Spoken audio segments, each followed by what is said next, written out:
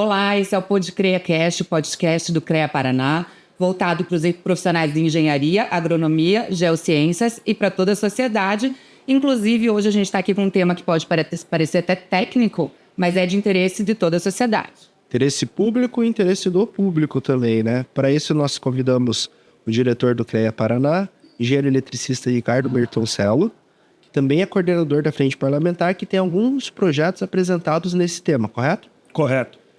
E também com o presidente do CREA Paraná, engenheiro agrônomo Clodomiro Ascari, muito bem-vindo. Obrigado, Guilherme, Ana. Prazer poder estar falando sobre um assunto que, antes de eu ser presidente, participando da diretoria, nós realizamos um sonho no CREA Paraná, que foi de criar essa frente parlamentar. Que nós tínhamos uma segurança muito grande de que uma frente parlamentar teríamos muito mais força e a essa participação e o apoio à nossa sociedade paranaense. O deputado, na época, Fábio Márcio Nunes, deu início, depois o Fábio foi convidado para ir para a Secretaria do Turismo e o deputado Fábio Oliveira assumiu.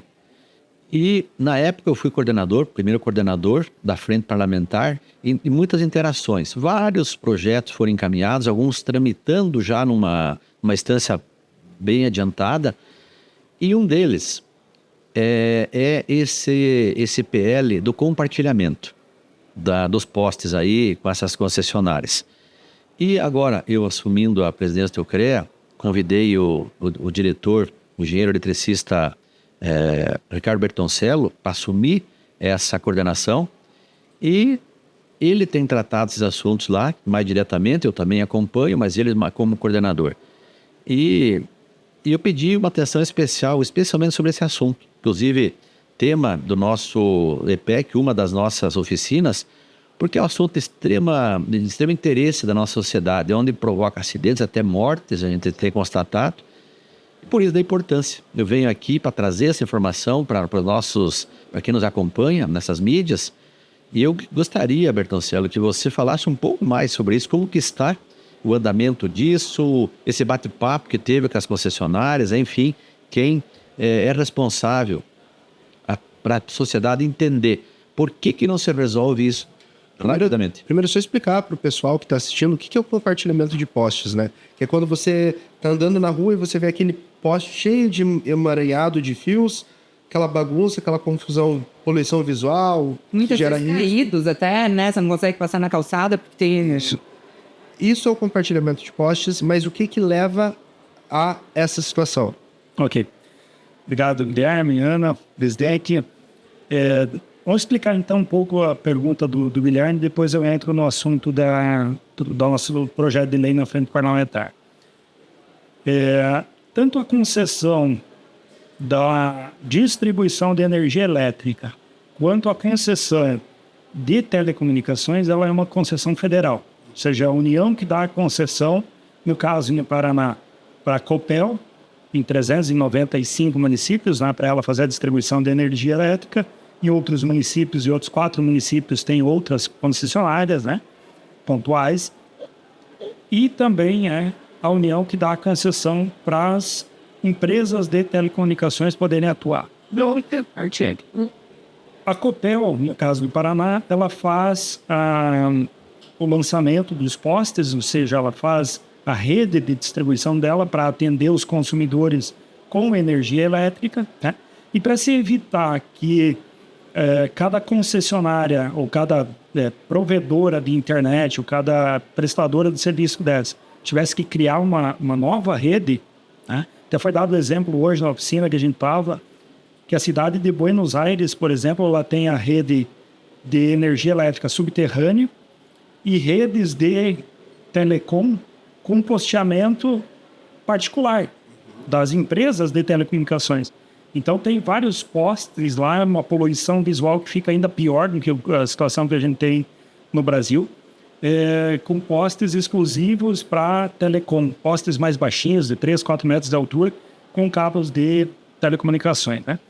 No caso do Brasil, para que não ocorresse esse problema, houve uma regulamentação que dizia que as distribuidoras de energia elétrica, que eram as detentoras dos postes, elas tinham que destinar uma parte do poste, 50 centímetros do poste, para que as empresas de telecomunicações passassem por ali os seus cabos telefônicos, de fibra ótica. O que a gente via lá atrás, antes, né, de ter tido um avanço aí das telecomunicações no sentido da fibra ótica? O que a gente via antigamente era a rede de energia e um único cabo, que era um cabo de uma bitola, um cabo mais grosso, preto, onde tinha ali normalmente 240 pares, que eram pares mesmo de cabo metálico, que eram os que atendiam os telefones nossos que a gente tinha antigamente. Só tinha uma concessionária? Só tinha uma concessionária, que era a Telepar. E um telefone por família, né? É um telefone. Quem tinha? Quem tinha? Então, passava aquele cabo, que era um cabo mais grosso, preto, em alguns postes tinha uma caixa de distribuição, você deve lembrar disso, e passava somente aquele. Depois, né, quando houve um avanço tecnológico, passou-se para a internet por ADSL. Vocês vão lembrar disso. Na primeira tinha a rede de internet que era discada, que era no mesmo fio Do que vinha o telefone. telefone, você colocava um modemzinho lá, aquele que apitava, né, que você fazia a conexão. Depois teve uma evolução tecnológica que foi para a ADSL. Já para a ADSL foi necessário passar um cabo adicional. Então, tinha um outro cabo, que era o cabo de ADSL, um cabo, né, mais grosso um pouco, e um cabo que tinha uma alma de aço para suportar, né, para ele ser tracionado. Então já começou a aumentar aquela ocupação. Mas o grande problema surgiu depois que começou a massificar a instalação de fibra ótica. E aí não era mais uma única operadora, como era o caso no Paraná Da Telepar. da Telepar. Começou a ter vários, né? Você pega municípios, mesmo municípios pequenos, o meu município de 10 mil habitantes, tem 4 provedores de internet no município. Então, esses provedores de internet começaram a passar esses cabos de fibra ótica para atender seus clientes. Só para entender, é fácil acesso, fibra ótica. O cara tem a empresa dele, ele pode pegar a fibra ótica e passar à vontade. Não existe nenhuma legislação sobre isso. Existe. Para que seja feito o uso, então a legislação permitiu, né, a legislação permitiu não, ela disse que as empresas que têm a detenção dos postes, elas são obrigadas a ceder parte desse poste para as empresas de telecomunicação. Só que isso tem regra. No começo, a regra era somente 4 cabos poderiam passar por 4 operadoras poderiam ocupar aqueles cabos. Cada poste. Em cada poste poderia ter 4 operadoras utilizando aqui. Na prática, algumas operadoras começaram a usar 6, a Copel já admite até 8.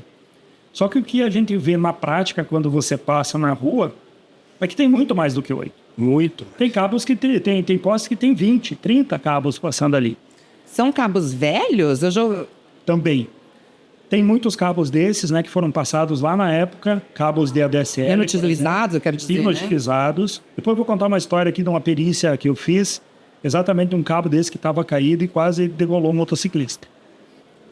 Mas são cabos, alguns já inutilizados, que foram deixados ali, e outros que são clandestinos. Ou seja, as empresas vão fazendo as suas expansões. Você, Guilherme, solicitou lá um serviço de internet, contratou uma empresa, né, para te fornecer internet, ela vai lá, passa um cabo de fibra ótica e te atende, né, e atende muito rápido, porque essas empresas, em 1, 2 dias, elas instalam na internet para o cliente, dão um jeito de instalar.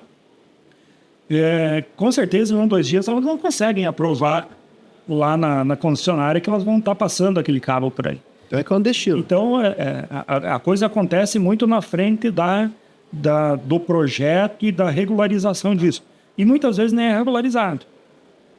A empresa, às vezes, ela inicia a operação, ela aprova o projeto, às vezes, vamos imaginar uma cidade, ela pega a região central ali da cidade, 4, 5 quadras, aprova esse projeto na concessionária, faz um contrato com a concessionária, paga pela utilização desse poste, mas ela começa a expandir a operação. Ela começa a ter novos clientes, ela começa a expandir. E muitas vezes essa expansão, ela não comunica, ela não aprova isso na concessionária. Então, para a concessionária, aquilo está clandestino, aquilo está irregular. Ela não tem, na base de dados da concessionária, do sistema da Copel, ela não tem a informação de que está passando aquele cabo por ali, sabe? E isso, então, tem várias empresas clandestinas que estão utilizando, tem cabos velhos inutilizados, então tem uma situação aí bastante complexa, né?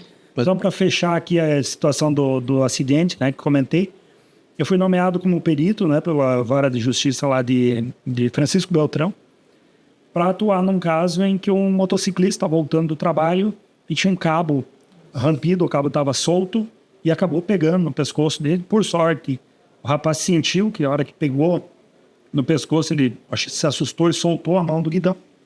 Caiu de costas, a moto caiu, tudo, acabou não tendo maiores ferimentos. Mas mesmo assim, teve um corte no pescoço, tudo. Mas era um cabo desse da DSL, que eu falei que é um cabo que tem uma alma de aço dentro, além do cabo metálico, ele tem mais como se fosse um cabo de aço para poder tracionar. Se você tracionar o cabo normal, ele rompe, né? Ele estoura. Então tem essa alma de aço. É um cabo que ele não estoura, você não consegue estourar ele com a mão. Então, se um motociclista estivesse numa velocidade mais alta, né, ou não tivesse soltado, poderia ter sido fatal. Mas eu acho que veio em Pato Branco, né, presidente? Que acho que ele até era jornalista.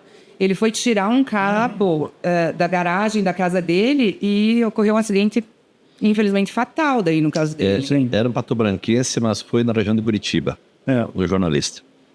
Era o César Sete. Ele foi feliz, né? Porque ele pegou acho que uma haste metálica e ele acabou aí, foi uma fatalidade, né?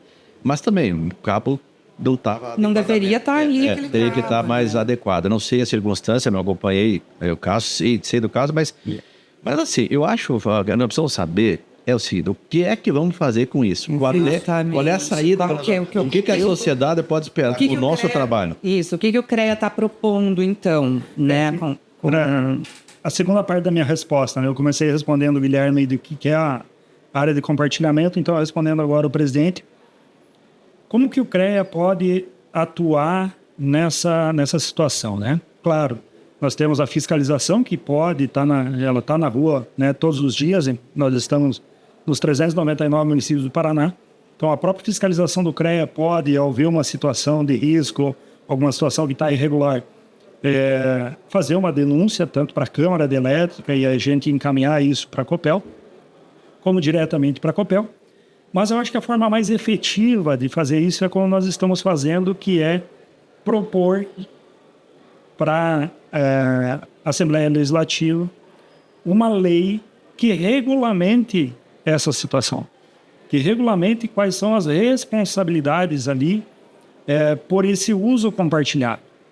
No caso de um cabo ficar inutilizado, quem que deve retirar esse cabo? Agora, na discussão, presidente, saiu uma contribuição muito bacana lá, que veio de um profissional da agronomia, que estava falando... Os caras geralmente são bons. Que ele estava comentando como isso é feito na agronomia em relação ao descarte das embalagens. Nós temos uma logística reversa. Isso.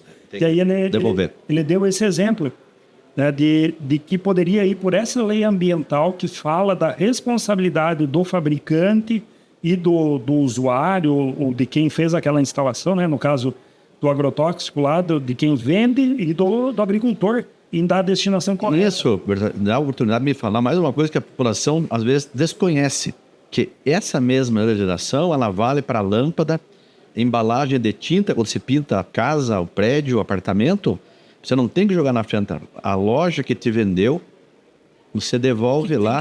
Ela, inclusive, já está no preço que o senhor está pagando aí. Quando você compra, esse valor da política, da logística reversa. Então, é uma ideia bacana. Isso, tem muitas coisas que tem isso. Muito, e a população não sabe. Não sabe. E aí a poluição está aí. O cara joga lá, está na frente e o pessoal faz de conta que não é com ele e está tudo certo. Mas a população precisa entender isso aí. Mas veja, tudo bem. Vamos fazer esse caminho aí. Mas é o município ou é o Estado? O município ou o Estado que tem que fazer essa legislação? Então, existem duas situações. O município é responsável pelo uso e ocupação do solo. E aí, quando a gente olha pelo prisma de que aquilo está utilizando um espaço público, né, da calçada, o município pode legislar em relação àquele uso e ocupação, ou seja, o ordenamento em relação a esse cabeamento. A proposta de projeto de lei que está na LEP, ela vai no sentido de quem são os responsáveis por fazer essa manutenção. Então, ela não vai no ponto de especificar o uso e ocupação do solo, que isso é específico do município, de dizer. Então, o Estado vai resolver a parada. Também, mas o município também vai precisar atuar, sabe? É importante... Cada um sendo responsável por uma parte diferente do processo. Mas então, Bertoncelo, talvez a gente precise, porque até agora nós temos uma posição na LEP, na nossa Assembleia. Nós vamos ter que preparar já um texto com a nossa assessoria parlamentar e já fazer encaminhamento para os municípios, para ganhar tempo. Essa foi a proposta que eu fiz hoje lá na sala, na oficina. Deixa eu aproveitar então aqui que a gente está fazendo esse programa durante o EPEC, né? Sim. E a gente não está só atuando politicamente lá com a frente parlamentar, né? Porque hoje o Bertoncello, inclusive, estava numa conversa aqui durante o EPEC. Você pode contar um pouquinho como foi essa conversa, quem que estava envolvido, justamente sobre esse tema que a gente está tratando hoje? Sim. Era uma oficina relacionada especificamente a compartilhamento de estruturas, né? O famoso compartilhamento de postes. E lá nós tínhamos, então, 3 palestrantes, que era um palestrante para falar sobre as operadoras de telecom, né? Ele era um representante das operadoras de telecom. Nós tínhamos o Fabrício Salmácio, que é da Copel, responsável por esse setor na Copel do compartilhamento de estruturas, e eu representando o CREA para falar sobre as propostas que a gente tem para a resolução desse problema, ou seja, como que o CREA pode atuar na fiscalização e na proposição de projetos, de projeto de lei, né, de uma lei efetiva para regulamentar isso, né? Então, nós tivemos os 3 pontos de vista ali, né? E o que eu percebi é que, assim, tá todo mundo com o mesmo objetivo, tem o mesmo foco, que é de resolver o problema. O que nós temos são muitas dificuldades ainda relacionadas a isso. E as dificuldades, elas nascem principalmente porque precisa de regulamentação federal dos órgãos relacionados tanto à elétrica, que é a ANEEL, quanto a telecomunicações, que é a Anatel. Eles vinham trabalhando em resoluções conjuntas para tratar do tema, e esse ano esperava-se que tivesse, por parte da ANEEL, uma resolução definitiva sobre o tema, que regulamentasse como deve ser feita essa ocupação, quem são os responsáveis por retirar esses cabos, por dar manutenção, ou seja, esperava-se que a ANEEL fosse publicar esse ano essa resolução. O que ocorreu foi ao contrário. A ANEEL, ela refutou a proposta que veio da Anatel, né? E aí hoje ficou bastante claro ali nessa nossa oficina que, assim, nós temos a ANEEL, ela tem uma visão mais técnica da solução.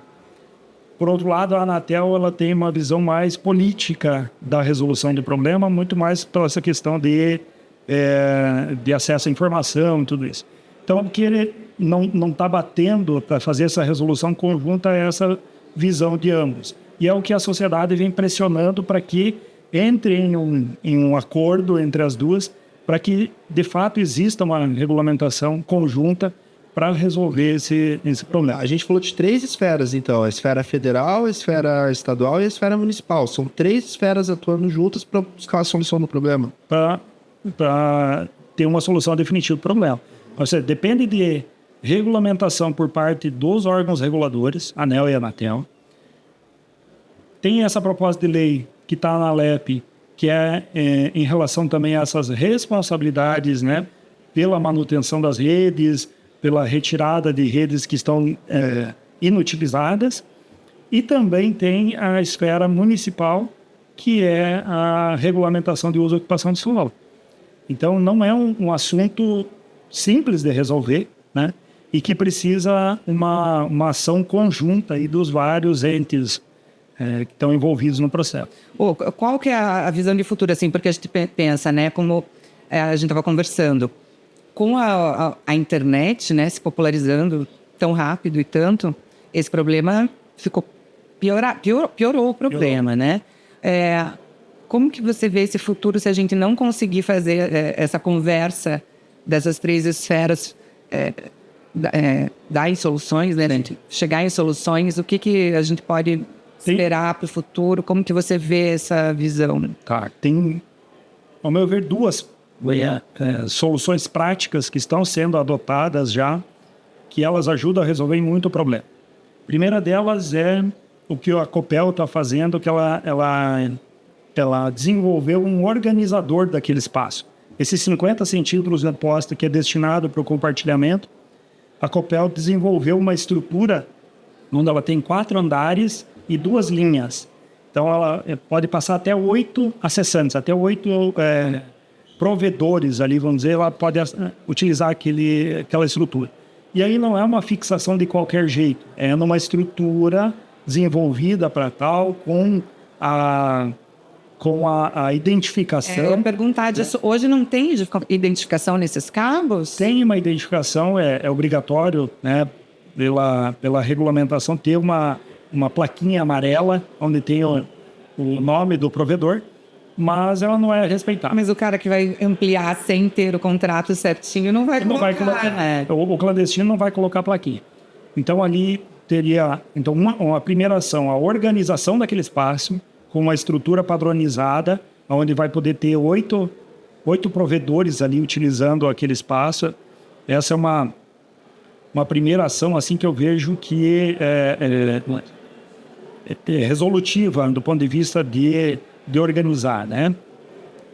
A outra ação nós propusemos ali que é uma parceria, uma cooperação entre o CREA e a Copel, para a gente poder ter acesso à base de dados da Copel para saber quantos acessantes estão naquele poste e também na mão contrária nós podemos encaminhar para eles as situações que a gente identificar como situações que não estão atendendo ao que está ali proposto, sabe? Então, com essa fiscalização, a gente coloca todos os nossos fiscais do CREA também ajudando a fiscalizar isso, e ainda mais a população, né? Então, é 2 soluções assim que eu vejo que a gente consegue organizar essa utilização ali dos postos. Presidente, ele falou da atuação dos fiscais e a gente trabalhou durante esse ano todo com o lema Quem Fiscaliza Cuida. Como você entende que essas ações da frente parlamentar elas beneficiam a sociedade, especialmente, por exemplo, num tema como esse? Eu acho que a gente tem que resolver os problemas. Eu tenho, desde que eu comecei em janeiro, eu tenho as reuniões que eu faço com todas os departamentos, enfim, as minhas gerências. Eu costumo falar o seguinte, que a segunda reunião não pode repetir o que fizemos na primeira. A segunda já tem que ser encaminhamento e a gente tem que evoluir. É o que a gente tem feito com a nossa frente parlamentar. A gente, olha, está aqui, encaminhamos, está aqui o problema. Por isso que eu perguntei para o Bertoncello. Mas então é Estado, é município, é federal? Porque nós também temos a nível federal uma frente parlamentar das engenharias instituída lá pela Confer. Nós vamos lá, vamos nos apoiar lá. E eu constituí uma assessoria parlamentar também na minha gestão, que me apoia, justamente para nós ter esse apoio, fazer uma minuta de uma lei, já um esboço, né, de uma lei municipal. Ou seja, nós precisamos agilizar. E a fiscalização entra como um apoio nesse sentido depois desse encaminhamento. Porque agora realmente fica até difícil você fazer uma fiscalização de algo que vai notificar quem? Baseado em que se não há uma legislação. Quer dizer, há uma legislação que não está sendo cumprida ou que, enfim, houve. A verdade é que houve a velocidade foi muito rápida. Nós saímos de um fio preto da Telepar por uma 5G e para várias. Antigamente tinha aquele cabo, começou com o cabo azul lá que puxava a internet e o vizinho começava a dar caro. E o vizinho fazia uma assinatura e distribuía para 4, 5 vizinhos. Aquilo ia nos postes, gente. Então tudo isso está lá. Então nós precisamos entrar num acordo, acertar a lei e depois, quem é que vai pôr a mão nisso daí? É o município? Né? Vai ser as operadoras? Quem é que vai tratar disso? Mas nós precisamos resolver isso aí. Eu acho que temos que pôr a correta porque a população não aguenta mais. Eu converso com prefeitos, enfim, ninguém mais aguenta ver isso aí. Tá uma situação insuportável. Além dos acidentes. Poluição visual, além dos acidentes, né, presidente? Ninguém está satisfeito com isso. Quer dizer, chegou um limite, nós precisamos resolver isso aí. E por isso que o diretor e coordenador da nossa frente parlamentar tem se envolvido com isso e nós estamos dando todo o apoio. E nós vamos incomodar os deputados aí até que a gente ache uma saída para isso aí. A proatividade do CREA Paraná, né?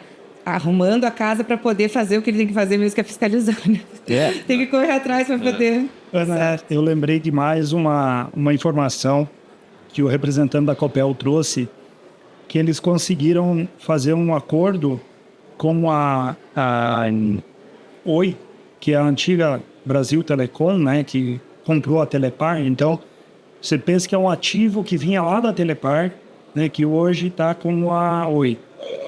E eles fizeram esse acordo para que fosse feita a retirada dessas estruturas, desses cabos que não estão sendo mais utilizados. Então, a Oi vem fazendo isso no Paraná inteiro, né? Vem fazendo essa retirada desses cabos, dessa infraestrutura que não está mais em utilização. Eles estão chegando, por exemplo, o cliente tem ainda o telefone fixo, com cabo de par trançado, a Oi propõe para eles já substituir por fibra ótica, ou seja, ele tem um serviço de melhor qualidade, sim, muito superior, e eles vão e retiram aquela estrutura antiga. Então, esse é um acordo de cooperação aí da Copel com a Brasil Telecom, que eles, com a Oi, que eles vêm fazendo isso no estado inteiro. Então, já está acontecendo uma limpeza dessa estrutura, tem mais essa questão que eu falei do organizador dos cabos, e mais a questão da fiscalização. Então, assim, estão sendo tomadas ações para resolver. Mas, como o presidente falou, o aumento foi muito alto. Principalmente, o boom ocorreu na pandemia. Que a pessoa ficava em casa, isolada, ela não ia poder ficar isolada do mundo. Então, em uma semana de pandemia, o cara resolveu tudo que era probleminha em casa, porta rangindo, não sei o quê. Na segunda semana, o cara não tinha mais o que fazer. Tinha que estar conectado. E aí ele foi adquirir plano de internet. E a internet hoje, daqui a pouco tem no iFood, né, para pedir. Porque né, o cara vai passar férias no Airbnb, se não tem internet, ele contrata uma internet. O cara não fica sem internet, né? Então tende a piorar. E que bom que a gente está avançando com isso no CREA, em parceria com... E o nosso tempo também está avançando. Infelizmente, né? Porque quem diria, que delícia conversar sobre isso, né? Quem diria, falando aqui de compartilhamento de cabos e rende tanto e com tanta coisa interessante para a sociedade em geral. Sabe, o problema é grande. E não é só no Paraná. Até eu falei hoje que o Paraná tem pouco problema se a gente for olhar a realidade de outros estados. A situação é mais caótica. Eu estive em São Paulo recentemente e é assustador a situação dos cabos lá em São Paulo. Mas o que me deixou feliz nesse workshop que a gente fez hoje é que tanto as operadoras de telecom, as concessionárias de energia, o conselho, né, o CREA, está todo mundo engajado e preocupado em resolver o problema, em dar uma solução para o problema, sabe? Então, isso que me deixou feliz hoje é que está todo mundo olhando com o mesmo objetivo, caminhando junto. Né? A gente tem que se dar as mãos aí para resolver, porque não é um problema que um só vai resolver.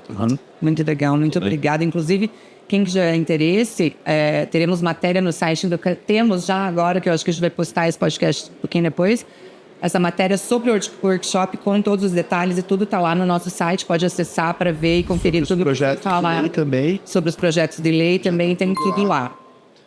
Pessoal, muito obrigada obrigado pela presença de vocês. Falou, um grande abraço a todos aí.